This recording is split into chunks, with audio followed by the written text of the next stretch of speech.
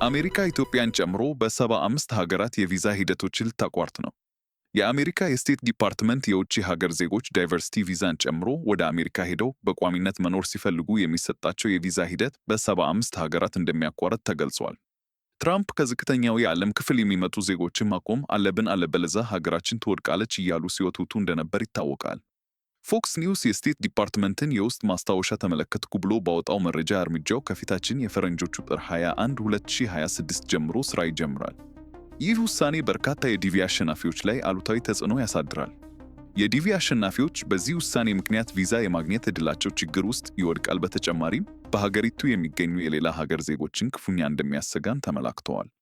ሂደቱ ይቋረጥባቸዋል ከተባሉ ሀገራት መካከል ኢትዮጵያ፣ ግብፅ፣ ሶማሊያ፣ ኤርትራ፣ ሩሲያ፣ ሱዳን፣ ደቡብ ሱዳን ይገኙበታል። የስቴት ዲፓርትመንት ውሳኔና በመንግሥት ድጋፍ ላይ ጥገኛ የሚሆኑ የውጭ ሀገር ሰዎችን ለመቀነስ ነው ተብሏል።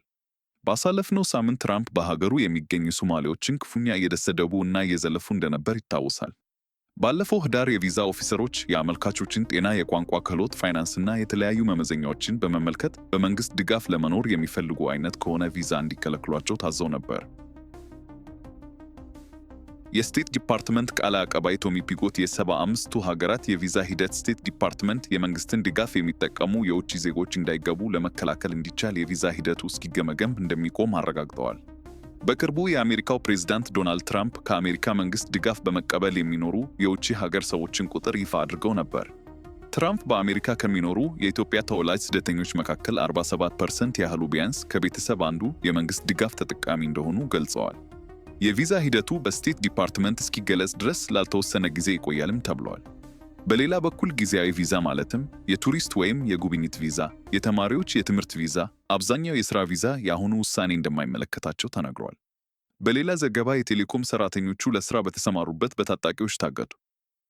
ታጣቂዎቹ በሚሊዮኖች የሚቆጠር ገንዘብን ጠይቀዋል። የኦሮሞ ነጻነት ሰራዊት ታጣቂዎች በኦሮሚያ ክልል ምዕራብ ወለጋ ዞን ውስጥ ሥራ ላይ የነበሩ 11 የኢትዮ ቴሌኮም እና የዜድቲ ሠራተኞችን አግተው መውሰዳቸው ተነገረ።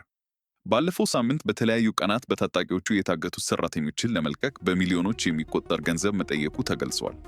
ታጣቂዎቹ የመጀመሪያውን እገታ የፈጸሙት ባለፈው ሳምንት አርብ ጥር 1 ቂልጡ ካራ በተባለ ወረዳ ውስጥ ነበር።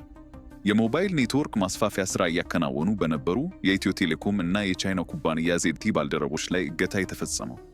በእገታው ከተያዙት ውስጥ 5ቱ የዜድቲ ባልደረቦች ሲሆኑ 2ቱ የኢትዮ ቴሌኮም ሠራተኞች መሆናቸው ታውቋል። ታጣቂዎቹ የመጀመሪያውን እገታ የፈጸሙት ባለፈው ሳምንት አርብ ጥር 1 ቂልጡ ካራ በተባለ ወረዳ ውስጥ ነበር። የሞባይል ኔትወርክ ማስፋፊያ ሥራ እያከናወኑ በነበሩ የኢትዮ ቴሌኮም እና የቻይና ኩባንያ ዜድቲ ባልደረቦች ላይ እገታ የተፈጸመው።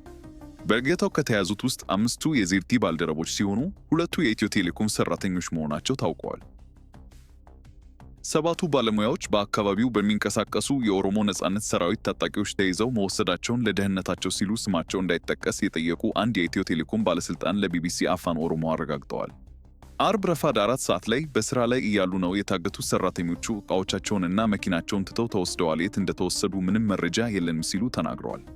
በቀጣዩ ቀን ቅዳሜ ጥር 2 ደግሞ ሌሎች 4 ሠራተኞች እዚያው ምዕራብ ወለጋ ቦጂ ዲርመጂ ወረዳ ውስጥ በታጣቂዎች መወሰዳቸውን ገልጸዋል። ከአጋቾቹ መካከል የተወሰኑት የተያዙትን 4 ሰዎች ለመልቀቅ በሚሊዮኖች የሚቆጠር ብር እንዲከፈላቸው ዜድቲን መጠየቃቸው ተነግሯል። በቅዳሜው እገታ በታጣቂዎቹ ከተያዙት 4 የቴሌኮም ኩባንያዎቹ ሠራተኞች መካከል 3ቱ የዜድቲ ሠራተኞች ሲሆኑ አንዱ የኢትዮ ቴሌኮም ሠራተኛ ነው። ስሜ አይጠቀስ ያሉት የኢትዮ ቴሌኮም አመራር በቂልጡ ካራ ወረዳ ያሉት ሁሉም ሠራተኞች ተይዘዋል። ያገቷቸው ታጣቂዎች በአካባቢው የሚንቀሳቀሱ የኦሮሞ ነጻነት ሰራዊት አባላት መሆናቸውን የደረሰን መረጃ ያመለክታል ሲሉ ተናግረዋል። ታጣቂዎቹ እገታውን የፈጸሙት ኢትዮ ቴሌኮም በአካባቢው ያለውን ከ5% እስከ 12% የሚደርስ የ4G የቴሌኮም ሽፋን ወደ 82% በመቶ ለማሳደግ እየሰራ ባለበት ሰዓት እንደሆነ ገልጸዋል። ኢትዮ ቴሌኮም ከቻይናው ኩባንያ ጋር በመሆን በአካባቢው ያለውን የኔትወርክ ሽፋን ለማስፋት ከፍተኛ ገንዘብ መድቦ ባለፉት 2 ወራት ሥራዎችን እያከናወነ ይገኛል። ውድ የአዲስ ዜና ቤተሰቦች፣ ለቻናላችን አዲስ ከሆናችሁ ከታች ያለውን የደወል ምልክት በመጫን አዳዲስና ትኩስ ዜናዎች በፍጥነት እንዲደርሳችሁ ያድርጉ።